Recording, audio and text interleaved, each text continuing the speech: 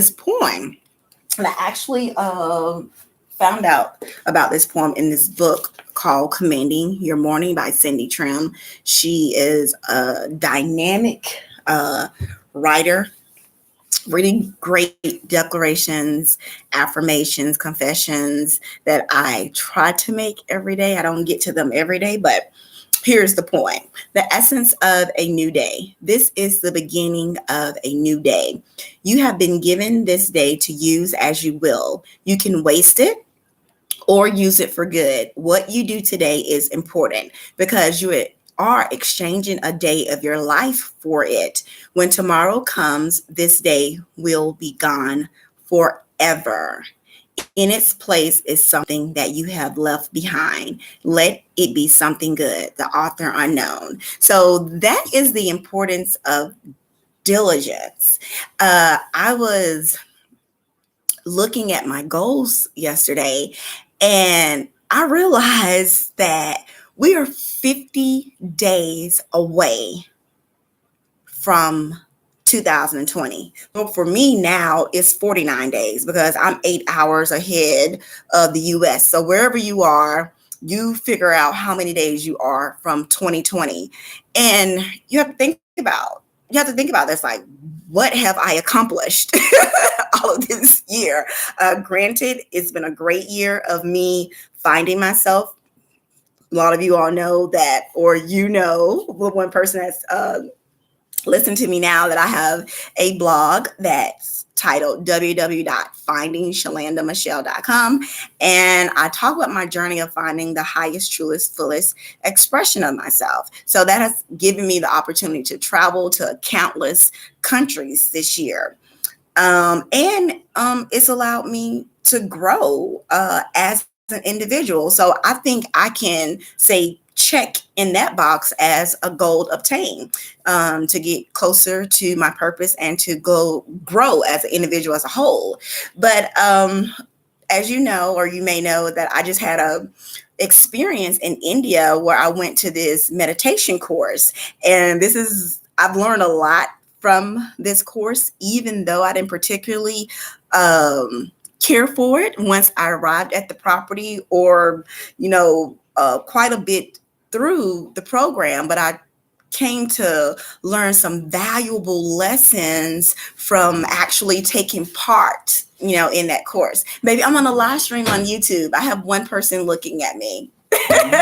So I want to talk about this blog called Four Lessons Learned About Diligence. Just give you a little insight on it, and you can go read it in its entirety and actually comment and give me your thoughts about diligence and where you are on the spectrum of diligence. So the first thing I talk about pertaining to diligence is delegation. Especially for women, we want to be superwoman, we want to be Wonder Woman, we want to do everything. But as the poem said, we have to use our day wisely. And there's only 24 hours in a day, and 6 to 8 of those hours we have to sleep. So we have to delegate some tasks so we can put more emphasis on value-based activities and some activities that bring us joy. So it's important that if you can, outsource those tasks or get someone else in your household to do them, especially if you have kids. A lot of times, I know parents nowadays, I'm not a parent, but I know they kind of don't want to put the same pressure on their kids that their parents put on them, but you're actually teaching them work ethic, and character by giving them chores and what not to do. And if you can hire someone to do it, get you some help to come in and help with household chores or do meal preparation. The second thing I want to talk about is regular routine. Some things we shouldn't even think about, like working out. Like this morning, my internal clock just went off. Okay, get up. it's time for you to do something for yourself. Prioritize your health. Get out there and work out so that you can do the things that you need to do. And a lot of us, we are led by emotions. I know, being a free spirited individual, it was always what I felt like doing. But as I grew older, I'm learning the importance of, sometimes you got to put your feelings on the back burner and you have to do what's necessary. And what's necessary is for me to get up and put energy into myself, to get out and exercise, and to make sure that I'm healthy and whole, to do what I need to do to accomplish the task for today. President Obama said that we have to routinize ourselves, that we need to save our decision making energy for those things that actually require a decision. So such as things as what we're going to eat today, what we're going to wear today, if we're going to exercise or not. You should always already have a routine for that. We should already have a routine for those things, so we don't have to use up unnecessary decision making energy. The third thing is consistent effort over time.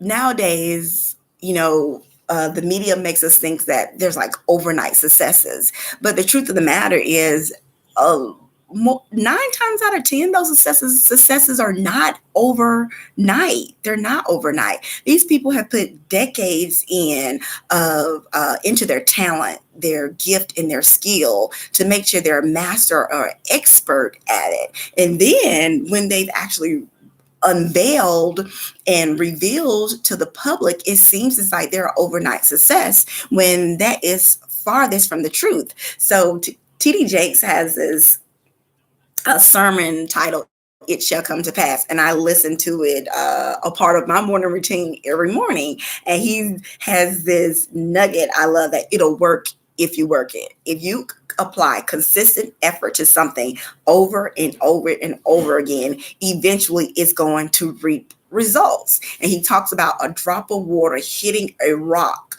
just over and over and over again, not more, but just over a consistent time. That water on that rock is going to eventually cause erosion. So that's anything we can apply in our lives. If we eat right and exercise, eventually we're going to lose weight. If we practice a language, eventually we're going to be fluent in that language. So anything that you apply consistent effort to over time, soon you're going to reap results. And this video is going to be 10 minutes, so I'm going to go ahead and end it. This is my last lesson. It's about a high level of commitment. So in this course, they say a lot about it's compulsory. So once I arrived, they was like, oh, it's compulsory, you can't leave. Once I submitted my application to the meditation course, they was like, it's compulsory, you have to go. And they make it so hard for you to leave, because once you get there, they confiscate your passport, they take your phone, and they take your wallet with your money in it and credit cards, and they lock it away. So you have skin in the game. And that's with a lot of things in our life. We need to make sure that there's not wiggle room where we're trying to get our goals accomplished. We got to make sure that we go in with a high level of commitment. So I talk about my blog, how I just posted whenever, and I was like, it wasn't consistent. So sometimes I would go a month without posting, or I have one post for an entire 30 days in a month. So I had to make myself a self-imposed writing policy that I had to adhere to. And I actually put it out there, on the web, on medium.com, where I put some of my articles, and also on my blog, that, hey, I'm going to post 3 times a week. And I just did this last week. And yeah, I did miss one day last week, Friday, but that let me know, okay, now, so that won't happen again.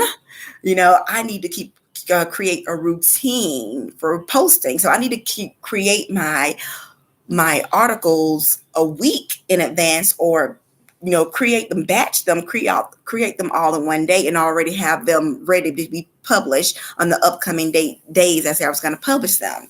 So just a recap. But once again, go to www.findingShalandamichelle.com to read further about 4 lessons learned about diligence. Is that, we want to delegate our time. We want to make sure we have a regular routine.